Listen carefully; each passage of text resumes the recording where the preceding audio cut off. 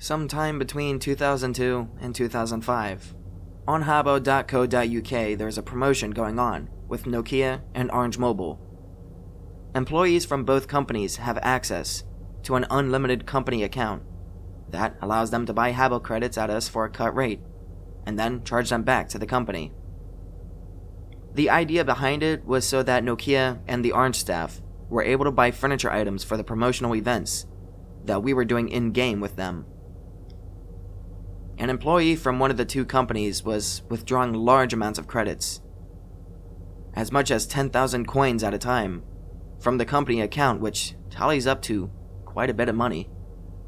I believe at the time, the rate we charged them was 50 euros for 500 coins to normal users, but Orange and Nokia employees got a cut rate of about 7 euros for 500 coins. One of the Habbos, or voluntary moderators, offers to investigate this guy and find out exactly what he was up to. She gets back to us about it, and it turns out to be something quite horrifying. Turns out, he was abusing his position in order to pay kids, and I mean kids, 11 to 13 years old, for webcam sex and lewd pictures via MSN, and we had plenty of evidence to back it up.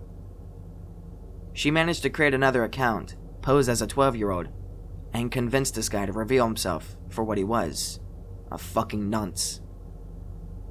We built up a huge case against him, but when we went to the higher-ups about it, they weren't interested. We approached them about it, and we were all sent an email that looked something like this. We are aware of the user in question, but thank you for your attempt to bring him to our attention. However, we will not be taking action against him, as no real harm is being done. Both parties are getting what they want, and we are making a significant profit from it in the process. There is nothing more to be discussed in regards to this, and any members of the Habbo team caught discussing this amongst themselves are to be put through disciplinary, and upon a repeat offense, suspended from the program indefinitely. Several people quit the Habbo program on the spot, and I threatened my manager by telling them I would both resign, and I would report the happenings to the police during a group meeting that we had on MSN. At the time, I was working paid on customer support and community care, so I was obliged to protect the community at all costs, as it was part of my contract. So I wasn't really able to stand for this, even if I wanted to. He panics and begs me to do nothing of the sort, even tries bribing me by offering me a significant amount of overtime. I told him regardless of what he wants me to do, I'm emailing the guy's manager and making them aware of what he's doing. I do it, they fire him, and thank me for not making a noise about it. The members of the moderation and Habbo team that knew about it were sworn to silence by the higher-ups, and none of us ever spoke about it until we dropped our association with the company, or just resigned from our positions. One Habbo who spoke out about it first was Red Velvet, who was probably the most foul-mouthed person that we had representing the company. She referred to my manager as a kitty fiddler enabling fuck. I really have no idea what the fuck he was thinking, nor do I have any idea what the fuck the rest of the managers were thinking when they followed through with his brain-dead idea of attempting to cover up a scandal amongst a community of gobshites. I had a little interview with Red Velvet on the subject. Also, I got the phone company wrong while telling the story originally. Red Velvet. You hit dead on the snowball that made us quit. I was assigned to go undercover and investigate a man who was giving out thousands of credits worth of furniture every day in exchange for cybersex with young girls. Once I got to know him, I found out he was an employee of Vodafone and was sending fake SMSs through their system to get free credits all day long. When I gave the head Habbo the logs of this investigation, she just told me to keep it quiet and let him do what he wanted, since Vodafone was sending them the money that he was using and nobody was getting hurt. That broke my heart, my spirit, and my faith in the Habbo staff. I was bound by the Habbo contract not to speak of this for 6 months beyond the date that I quit. Once that time limit was up, I was interviewed by Watchdog, which I'm told is a TV show in the UK, and I told them everything. I have no idea if that ever made it on the air, as I live in the United States. Other than chasing money over people, I actually saw no problems with the staff. September 2010, Bree Atkins, aka Mary, dies in a car accident. Her Habbo account is password changed to a randomly generated password by the staff team to prevent anyone from jacking the account to make a cunt of themselves. Fast forward to around February of 2011, and I get an email from my work colleague frantically telling me to get my ass in client to have a look at something that he found in the trading room of a pretty famous user. Log in, load up client, and go to his Chamber of Secrets room, which is where he keeps all of his dodgy items that he confiscates from people before feeding them into the in-game recycler in order to get rid of them in his downtime. Sat in the middle of his room are 3 trophies with blank inscriptions on them. 1 gold, 1 bronze, and 1 silver. All from the user, Mary, and all of which were sent in January 2011, which is a noticeable amount of time after her death. I was pretty sure it was some sort of distasteful prank, and trust me, Habbo's community did distasteful very well in the later years. So I go to check the last logged IP address on her account. Her frequently logged in IP address is the only one that appears on the account, and nobody had logged into the account since her death, which means the trophies couldn't have been directly sent from her account. Pull my colleague about it, and ask him where the fuck they came from. We explore all possibilities as to how these trophies could have even came into circulation, but nothing turns up. Drop investigating it, and he later recycles the trophies in order to delete them.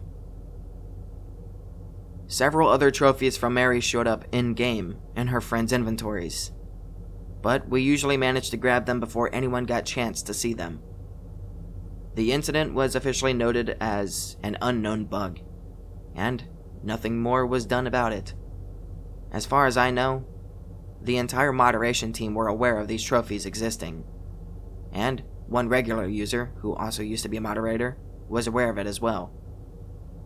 Worth noting, neither me nor him had access to Mary, nor did we want access to it. The only people who had any chance at getting access to that account were her parents, and they'll need to request a login from us, but they never got in touch with us to do so. As a side note, at a later date, probably mid-2012, her Habbo user page changed, and someone spelled out Angel in letters above her username, which can still be seen even though it is broken. But I never followed it up. No idea who changed it or for what reason, but it happened. 2011. Meet a guy called Giovanni from the Dutch version of Habbo. He owns a website dedicated to more or less breaking and disrupting gameplay with software that he and his friends write. I'll show you how clever you are when I nip your shit in the bud. Join his forum and start posting under the guise of being a normal user. Eventually gain his trust. End up as head moderator on said forum. Feed everything that he creates back to my superiors because it's my job. Game gets patched, all is well. Eventually, Giovanni opens up to me about his personal life, as people often do on these games. Tells me he wants to off himself and all of that. Become a genuine close friend of his, and report back to my boss with what he has told me in regards of his own personal life. Tells me to pass it on to the moderation team, who will forward it onto a suicide hotline charity. Eventually, leave my job. I lose contact with him, but never left any doors closed. I gave him my email and I told him that I never worked for the company, even though he did have suspicions. Fast forward to 8 months ago. I receive an email from Giovanni telling me that he's had enough, that he's going to kill himself. This is pretty standard to me at this stage. Forward it to his friend, saying, I'm gonna respond to this when I get in from work tonight. Talk to him until then. Thanks. By the time I read the email, he was already dead. Turns out he killed himself earlier that day, and I missed him by about 3 hours. I noped out big time when I found out about it. Time for one of my nopiest of nopes that I have ever noped. 2004, which puts me about 19 years old at the time. At this point, I was a community moderator, but I had a lot of free reign to do as I liked, so I could chat to users and such. Meet a slightly younger girl called Julia, who was 18, on the newly opened Dutch version of Habbo, where I was supervising the launch and preventing the English users from making cunts of themselves with the new Dutch community. She seems pretty nice, but she has shitty English. Asks me to talk to her more often so she can pick up the language. Sure, what could possibly go wrong? Add her over on the UK version, which is where I'm based out of, and we get talking pretty often, and become quite good friends. If anything, she grows increasingly infatuated with me, but I let it slide under the radar because, well, I'm used to it. Let's do the time warp again, 2006, which puts me at 21. Eventually, I become friends with a guy that she knows, called Adam, who warns me that she's just batshit insane, and that I'm an idiot for trusting her. His words were, "Just wait until she shows up on your doorstep, dude." Tell him, "Yeah, right, like that's gonna happen." Well, I was wrong, because one day Julia stops coming on MSN, and eventually drops off of Habbo for a week. Out of nowhere, I get a phone call in Dutch and broken English from a girl. Yes, I'm here to see you, Anon." Line goes dead. Fucking no way. Go into full denial mode. It must be a prank call. Wrong again, Buster. Knock on my door later that day. Guess who it is? Julia. She throws herself over my doorstep and force hugs me. I don't really know how to react to this because I didn't give her my address, and I am terrified. What the fuck is happening? Invite her in regardless because I'm not a total dick, and ask her what she's doing here and how she found me. And I try to keep as cool as possible, but I'm visibly shitting my pants. She just smiles at me and tries to explain. Turns out she got my address from a leak that happened on the customer support line about 5 months prior, in which my address, work email, phone number, full name, the whole lot was included, with that of about 50 to 70 other people who worked for Habbo. She sums it all up with, "And now I'm here to be with you forever and ever. I got a fairy here to be with you." What? Don't really know how mentally stable this chick is. Also don't want to get my face peeled off. Ultimately end up spending the day with her, in which she acts like nothing is wrong, and she likes clinging on to me and calling me her boyfriend. Play along with it both out of fear for my life and partially for her sake, as she is clearly a fucking total nutjob. She goes home after 2 days of this, and 3 months later, ends up in the loony bin when she starts hearing voices and seeing things. Apparently there was a chunk of self-harm, and supposedly went for someone with a knife, for saying that they don't want anything to do with her anymore. Fucking shit the largest bricks known to mankind, and proceed to become terrified every time someone knocks on my door. Knowing that I quite easily could have been killed in the 2 days that I spent with her. End up having to move house. Still makes me paranoid thinking about it to this day, and I occasionally have nightmares over it.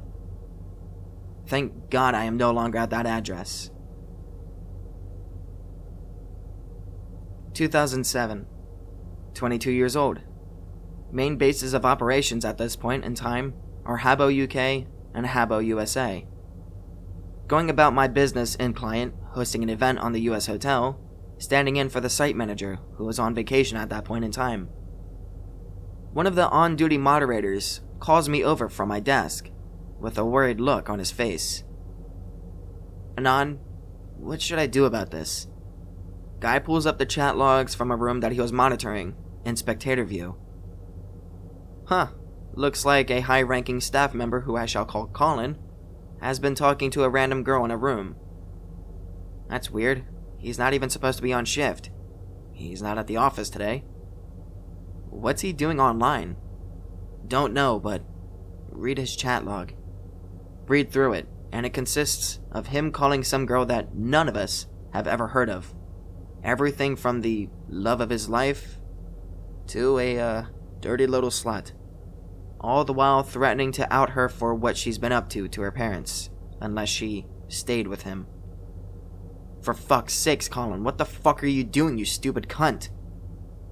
Do checks on this girl's account, and her age checks out at 15 years old, and Colin, at the time, was about 30. How fucking long has this been going on? Tell the moderator who stumbled upon this to go and relax for a bit, while I get to the bottom of this. Start digging through Colin's chat logs, and gather that he's been seeing this girl for about 6 months, and that they've had cam chats outside of Habbo over MSN. Also notice that he's been gifting her loads of expensive and unreleased items in-game. Decide to force my way into Colin's work email to find out more information, as he's used his work's email as recovery for his personal. Lock him out of his MSN and personal inbox, and I begin to trawl through his emails. Bingo. I shit you not. Literally thousands of back and forth emails between him and this girl from Habbo who was called Destiny. They started off casual and friendly, and became quite romantic, and then filthy.